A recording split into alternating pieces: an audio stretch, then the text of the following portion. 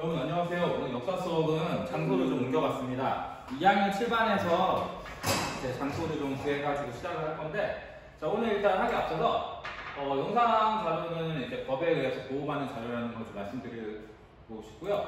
그리고 오늘 좀 좋은 일이 하나 있었어요. 우리 학교에서 2018년부터 시작해서 2019년, 2020년 전부 다 전국대회와 인천대회에서 거의 최우수상 혹은 뭐 2등한 적도 있었지만요, 이렇게 상을 받았었는데, 이번에 김구 선생님이 올해 백범 김 선생님이 서거하신 날짜가 49년 6월 26일이에요. 그래서 그거와 맞춰서 백범 김구 독후감 쓰기 대회가 인천시에서 있었어요. 이 대회를 우리 학교의 3학년 6반 학생이 많은 학교가 이제 제출을 했지만 대상을 받았습니다.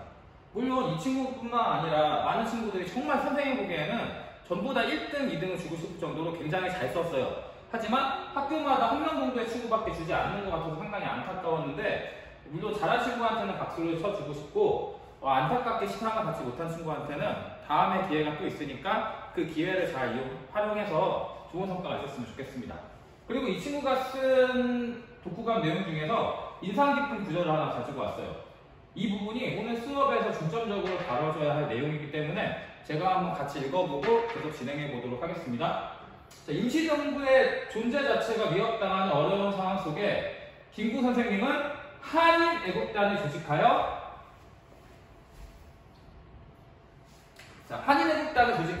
이봉창 의사의 일항 폭탄 투척 의거, 윤봉길 의사의 상하이홍토공원 폭탄 투척 의거를 실행하여 꺼질 것만 같았던 독립의 불씨를 다시 한번 살리게 된다. 이 구절이 나와요, 여러분들. 지난 시간에 우리가 배웠었죠? 1923년 이승만의 탄핵 이후에 국민대표회의가 열렸고, 임시정부는 존재 자체를 위협당하게 됩니다. 그 임시정부를 홀로 묵묵하게 이끌어 나갔던 것은 다른 사람이 아니고 바로 백범 김구 선생님이었어요. 이 백범 김구 선생님이 오늘 시간 배우게 될 건데, 한인애국단이라는 것을 조직해서 꺼질 것만 같았던 독립의 불꽃을 다시 한번 살리게 됩니다. 그 부분 우리가 오늘 자세히 한번 다뤄볼게요. 그리고 또 하나 안내를 좀 할게요. 이번에 2020년 6월 1일부터 7월 24일까지 전국대회가 있습니다. 전국대회의 주제는 독도, 통일, 동북아 역사와 미래인데, 이 세 가지 주제 중에 하나를 논술, 소논문, 중논문으로 제출하는 겁니다.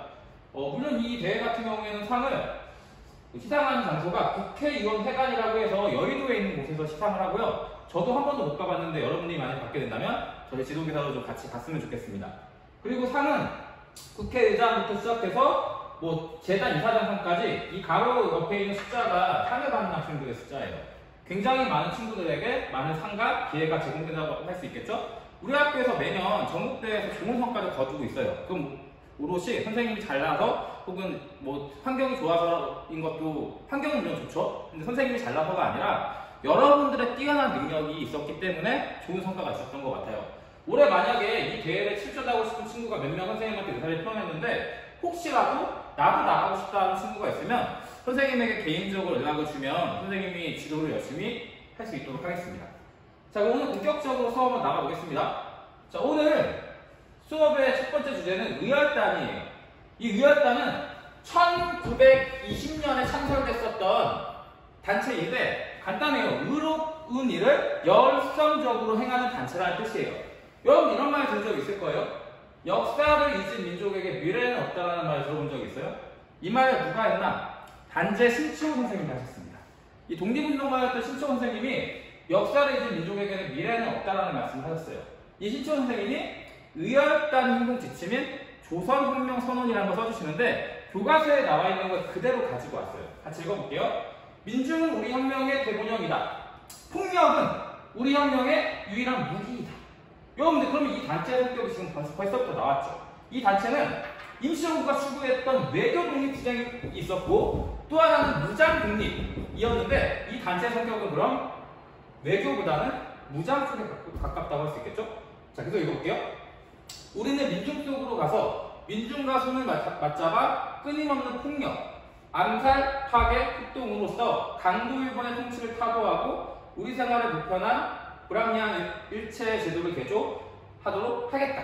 신치호 선생님이 쓰신 조선혁명 선언입니다. 의열단의 행동 지침이에요. 그럼 여러분들, 이 글을 봤을 때 의열단이 어떤 활동을 통해서 독립을 이루려고 했는지 알겠어요? 그렇죠. 친일파와 주요 요인을 죽이거나 친일파와 관련된 혹은 일제 통치와 관련된 시설을 파괴하고 폭동을 일으킴으로써 일본의 존재 자체를 붕괴시키려고 했던 게 이 의열단이에요. 이 의열단 같은 경우에는 조선 총독이 부임하잖아요. 그 조선 총독을 부임하자마자 싹싹 다 죽여버리면 이런 일이 생길 거 아니에요. 처음에 1대 총독이 암살당했어요. 2대, 3대, 4대, 5대 다 암살당하면 그 다음에 조선 총독을 하고 싶어 할까요, 일본인들이? 그걸 노렸던 게 의열단이라는 거죠. 자, 계속 볼게요. 자, 이 의열단 같은 경우에는 단장은 약사 김원봉 선생님이었고 성립은 3.1운동 이후에 창설됐습니다. 임시정부가 창설되는 것과 마찬가지로 우리 민족의 저력을 보여주었던 3.1운동 이후에 이 의열단이 창설되게 됩니다. 자, 그리고 주요 목적을 한번 봐볼게요. 일본의 수뇌부라는 거는 일본의 고위 관료를 얘기합니다. 민족 반역자, 이완용 같은 친일파 혹은 민족을 배신한 사람들을 얘기합니다. 통치기관, 조선중국부나 종로경찰서. 여러분들 종로경찰서 같은 곳은 독립운동가가 한번 들어가면 걸어서 나올 수 없는 곳이었어요. 그만큼 혹독한 공부를 했던 곳인데 그런 종로경찰서나 아니면 1910년 토지조사 사업 때 우리 민족의 땅을 다 빼앗았던 기관이 어디였죠? 네, 바로 동양측식 주식회사입니다. 이런 기관들을 전부 다 파괴하려는 목적으로 만들어진 게 바로 이 의열단이었습니다. 자, 주요 의거를 한번 봐볼게요. 자, 박재혁이라는 의열단 단원은 부산경찰서에 폭탄을 던져서 서장을 이제 폭사시켜버리는 활약을 하셨고, 진익사는 조선중국부에 폭탄을 투척했고, 김상욱 의사 아시죠? 밀정이라는 영화를 보면은 지붕 위로 휙휙 날아다니는 그 박재순인가? 그 사람 박희순인가? 그 사람이 맡았던 역할이었는데 실제로 김상욱 같은 경우에는 종로경찰서 폭탄 투척을 한 다음에 친척집에 숨어 있다가 지붕을 타고 2시간 동안 추격전을 벌여서 마지막 수천 명의 일본 군사와 혼자서 맞붙었다고 합니다. 마지막에 남은 한 발로 결국 자결해서 승복하시게 되는데 이 김상욱 의사의 종로경찰서 폭탄 투척 의거가 대표적이라고 할 수 있겠죠. 그리고 나석주 같은 경우에는 우리 민족의 땅을 다 뺏어갔던 동양측식 주식회사에 폭탄을 투척하게 됩니다. 이런 수많은 활약들이 있었던 게 의열단이에요. 당연히 일본 입장에서는 굉장히 의열단이 위협적으로 다가왔겠죠. 여러분들 시험이 얼마 안 남았으니까 제가 시험 얘기를 하지 않을 수가 없는데 시험에는 이분들의 하나가 물론 중요하지만 의열단의 성격만 알면 돼요. 의열단은 외교 독립이 아니라 무장투쟁 쪽에 일본의 수뇌부, 민족 반역자, 암살, 통치기관의 파괴와 같은 이런 파괴와 관련된 행위를 했었다는 걸 우리가 알고 있으면 됩니다. 자, 계속 보겠습니다. 자, 이 사진은 여러분들이 잘 알고 있는 나디르 사진들이죠. 자, 이 사람 같은 경우에는 여러분들 잘 알죠? 해적왕 골디 로저예요. 현상금은 세계에서 현상금이 가장 높은 해적인데 물론 이 만화에서는요. 현상금이 55억이에요. 반면에 이 사람은 현상금 랭킹 2위인 흰수염 에드워드 뉴게이트라는 사람인데 이 사람 같은 경우는 현상금이 50억이에요. 이 만화 원피스라는 만화에서 나온 현상금인데 실제로 여러분들 현재 세계 현상금 랭킹 1위는 누구일까요? 자, 같이 봐보도록 할게요. 자, 지금 이분 같은 경우에는 아까 여러분들한테 소개해드렸죠? 의열단의 단장이었던 약산 김원봉 선생님입니다. 이분은 오사마 빈라덴이라는 사람이 9.11 테러로 500억의 현상금을 얻기 전까지 부동의 전세계 현상금 랭킹 1등에 위치해 계셨던 분입니다. 무려 320억의 현상금을 가지고 계셨던 분이에요. 그리고 활약은 의열단의 단장이자 각종 의열투쟁을 지휘하셨던 분입니다. 반면에 전세계 현상금 랭킹 2위는 백범 김구 선생님이었습니다. 200억 정도의 현상금을 가지고 있었고 인시정부의 주석이자 한일애국단을 조직해서 각종 의거를 시행했던 분이에요. 해적들, 해적 같은 경우에는 현상금이 50억밖에 되지 않지만 엄청난 양의 이 현상금 때문에 항상 일제에 쫓기는 몸이 되셨다고 합니다. 정말 안타까운 일이었죠. 자, 계속 볼게요. 이렇게 해서 김구 선생님 같은 경우에는 1931년에 꺼질 것만 같았던 임시정부의 불꽃을 살리기 위해서 한일애국단을 조직하게 됩니다. 이 이봉찬 의사의 모습인데 이때 목에는 한일애국단의 선서문이 걸려있고 양손에는 폭탄을 들고 있어요. 선언하는 거예요. 나는 적성으로서 적장을 죽이기 위해 한일애국단의 일원으로서 나의 생명과 목숨을 조국과 민족을 위해 바치기를 선서한다라는 글을 남기고 1학년에 폭탄을 투척하러 가셨습니다.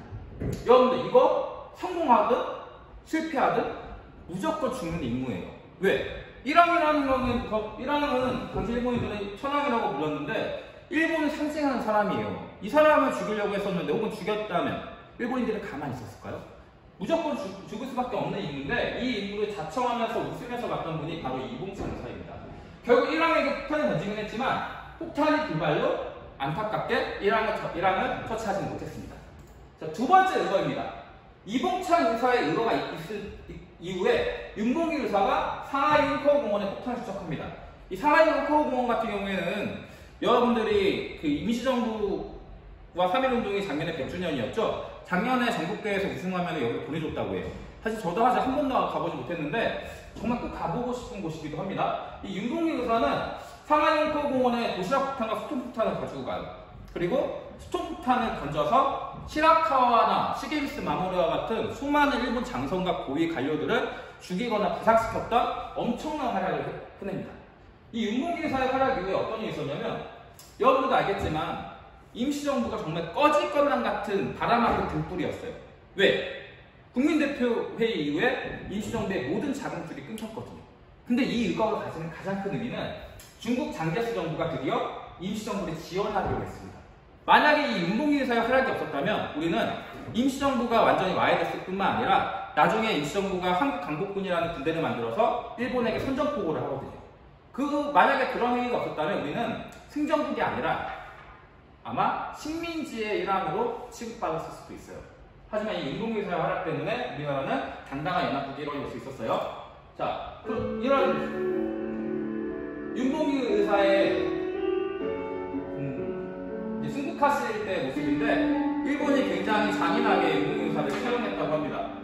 자, 이때 윤봉길 의사 이 남형태 같은 경우에는 지금 천안 쪽에 있는 국립기념관에 이 형틀이 보관되어 있는데 윤봉길 의사의 몸을 꽁꽁 묶은 다음에 눈을 가려놨어요. 여러분 생각을 한번 해보세요. 앞에 언제 총알이 날아올지 모르는 그 상황에서 눈을 감고 형틀에 매달려 있는 자신을 한번 생각해보세요. 소리 좀 줄일게요. 얼마나 두려우셨겠어요, 이런 상황이. 하지만 윤봉길 의사는 묵묵히 자신이 뜻하는 말이 이루었다고 생각하셨고 편안하게 눈을 감으셨다고 하는데 일본은 이런 윤봉길 의사의 시신을 화장실과 쓰레기 소각장 사이에 매장하게 됩니다. 정말 안타까운 일이었는데 이런 윤봉길 의사의 시신 그리고 이봉창 의사의 시신은 좀 드리겠습니다. 김구 선생님께서 우리나라가 긴급한 다음에 가장 먼저 하신 일이 윤봉길 의사와 이봉창 의사 그리고 해외에서 돌아가신 독립운동가의 유해를 찾아서 국내로 들여오는 일이었어요. 여러분들 서울의 효창공원에 가면 윤봉길 의사, 이봉창 의사, 그리고 백정기 의사 그리고 김구 선생님께서 함께 묻혀 계시는 3.24 묘역이라는 곳이 있습니다. 이 무덤은 독립운동가의 대부였던 김구 선생님과 반 독립운동가들이 묻혀있는 곳인데 하나의 긴 무덤이 있어요. 여러분 혹시 이 무덤의 주인이 누군지 알겠어요? 네, 1909년 하와이변에서 이토를 저격했던 안중근 의사의 유해가 아직까지 국내로 돌아오지 못하고 있습니다. 안중근 의사의 마지막 유언이 뭐였어요? 내가 죽거든 나의 유해를 해방된 조국에게 보내다요. 그럼 나는 천국에서라도 만세를 부르겠다는 게 안중근 의사의 마지막 유언이었습니다. 2020년에 대한민국은 아직까지 국가를 위해 목숨을 바쳤던 안중근 의사의 작은 소원 하나 들어드리지 못하고 있습니다.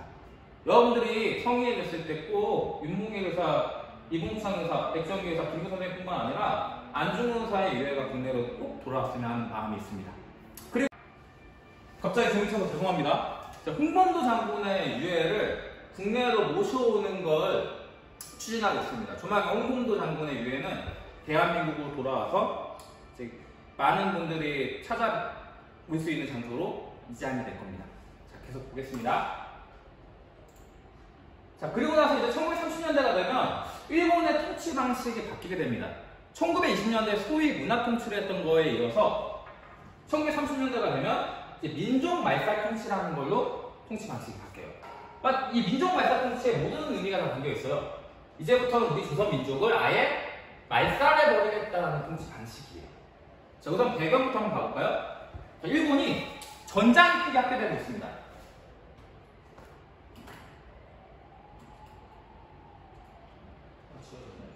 자, 31년에는 만주사변, 37년에는 중일전쟁, 41년에는 태평양 전쟁을 벌이면서 일본의 전장이 크게 확대되고 있어요.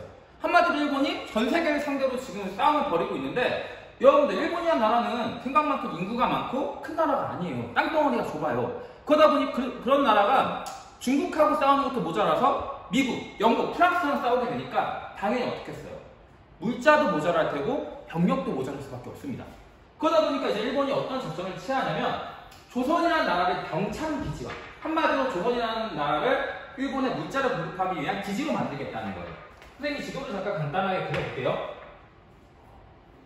자, 이렇게 지도를 보면 일본이라는 섬나라, 일본 섬이잖아요. 이 섬의 어떤 일본은 조선을 통해서 중국을 넘어서 동아시아까지 진출하려고 했던 게 일본의 목적이었습니다. 그러다 보니까 이 조선이라는 나라를 병창기지화, 그러니까 물자를 공급해서 중국을 넘어서 동아시아로 나아가기 위한 기지로 만들겠다는 게 병창기지화였습니다. 그리고 또 하나는 국가총동원법이라는 법을 만들어요. 조선에 있었던 숟가락, 젓가락, 그릇, 온갖 것들을 다 모아다가 이걸 녹여서 총알과 탱크와 전투기로 만들었던 게 일본의 국가총동원법이었습니다. 여러분 이렇게 물자만 뺏어간 게 아니에요. 국민징용령을 내려서 강제노동, 군함도라는 영화 봤죠? 실제로는 그거보다 더 끔찍했을 거예요. 강제징병, 우리 조선의 청년들을 일본의 총알바지로 사용한 게 이 국민징용령이었습니다. 남자들만 끌려가는 거 아니었어요, 여러분들. 자, 일본군 위안부라는 성노예를 만들어서 전쟁터에 나가 있었던 일본 군대에게 이 성노예를 공급하기까지 했던 게 이 일본의 만행이었습니다. 여러분들, 이 청년들, 그리고 이 어린 소녀들은 왜 우리나라에서부터 멀리 떨어져 있었던 동남아시아까지 끌려가야 했을까요? 전부 다 나라를 지키지 못한 이 서름이 국민들에게 엄청난 고통으로 찾아왔던 겁니다. 자, 그래서 일본인들은 조선인들을 일본인으로 만들려고 했었는데 이유는 전쟁터에 조선 청년들을 끌고 가려고 했었어요. 근데 조선 청년들의 정신이 개조되지 않으면 일본인들과 함께 전쟁터에 나갔을 때 연합국, 미국이나 중국인을 쏘는 게 아니라 일본군 먼저 죽이려고 했었겠죠. 그래서 조선인들을 완벽하게 일본인으로 만들려고 했던 게 이 일본의 민족마사 통치의 내용 중에 하나였습니다. 실제로 우리나라의 민족성을 완전히 없애버리려고 했어요. 그 첫 번째가 이제부터는 조선어가 금지됩니다. 만약에 학교에서 조선어를 쓰잖아요? 그러면은 그 아이를 일본인 교사가 잡아다가 엄청 두드려 팹니다. 근데 만약에 아이가 맞다가 아파 이렇게 얘기하잖아요. 그러면 그 아프다는 말도 조선어라는 이유로 묻고 더블로 때렸던 게 일본입니다. 자, 그래서 이때부터는 국어라고 하면은 일본어가 되는 거예요. 자, 그리고 또 하나는 우리의 역사를 근시켰습니다. 이제부터 국사라고 하면 일본사가 되는 겁니다. 자, 그리고 우리나라의 역사까지 왜곡시켰어요. 일선동조론이라고 들어보셨어요? 자, 일본과 조선은 같은 동자예요. 조상이 같아요. 즉, 일본과 조선인은 같은 조상이기 때문에 같은 민족이라고 왜곡했던 게 바로 이 일선동조론입니다. 이 네 번째는 상시개명이라고 있죠. 일본 이름으로 이름을 바꾸는 겁니다. 예를 들어서 제 이름이 최동석인데 이제부터 저는 나카무라 초이가 되는 거예요. 이런 게 상시개명인데 우리의 언어와 역사와 이름까지 바꾸게 했던 게 당시 일본의 민족 말살 정책이었습니다. 하지만 이 상시개명 같은 경우에는 조선인들 중에서 한 80% 이상이 상시개명을 했다 그래요. 근데 여러분들 이거 하나는 꼭 알고 있어야 돼요. 상시개명을 했다고 해서 반드시 친일파는 아니라고 할 수 있습니다. 그 이유는 30년대, 40년대가 되면 이제 전쟁의 물자를 동원해야 됐기 때문에 배급제를 했었어요. 근데 이때 창씨개명을 하지 않으면 일본이 보급물자를 주지 않았다고 합니다. 보급물자를 주지 않으면 어떻게 돼요? 굶어 죽겠죠. 실제로 이것 때문에 굶어 죽은 분이 여러분들이 국어교과서에서 자주 보는 니메 침묵의 저자인 만해 한용운 선생님입니다. 이분 같은 경우는 끝까지 창씨개명을 거부하다가 결국 굶어서 돌아가시게 돼요. 자, 그리고 다섯 번째로는 한국 신민서사를 매일매일 낭독하게 했습니다. 매일매일 나는 자랑스러운 대일본 제국의 신민으로서 일왕폐하에게 충성을 다한다라는 문구를 매일매일 외우게 했던 게 당시 일본의 정책이었습니다. 우리 민족을 영원히 지배하려고 했었던 게 일본의 야욕이었어요. 자, 하지만 이거에 대항해서 우리 민족은 어떻게 했냐? 대한민국 임시정부가 1940년에 드디어 한국 강복군을 창설하게 됩니다. 이 한국 강복군은 여러분들이 아까 봤었죠? 이봉창과 윤봉길 의사의 한인 애국단의 활약에 힘입어 드디어 1940년대에는 대한민국 임시정부의 이름하에 한국강국군이 창설되게 됩니다. 이 한국강국군은 일본에게 선전포고를 해요. 대한민국이라는 국가의 이름으로 선전포고를 했기 때문에 우리나라도 당연히 미국과 영국과 프랑스와 같은 연합국의 일원이 되는 겁니다. 자, 이렇게 선전포고를 하게 됐고, 인도와 미얀마 전선에서 일본군 포로를 신문하고 암호를 해독하고, 그리고 일본인들에게 한국을 종용하는 방송을 했던 게 바로 이 한국강국군이었습니다. 이 또 한 가지는 정말 안타까운 일이에요. 자, OSS라는 단체가 있었는데 이게 지금 현재는 이렇게 불리고 있어요. 들어봤죠? CIA의 전신이었던 OSS라는 기구에서 이제 한반도를 침투하기 위한 작전을 준비했어요.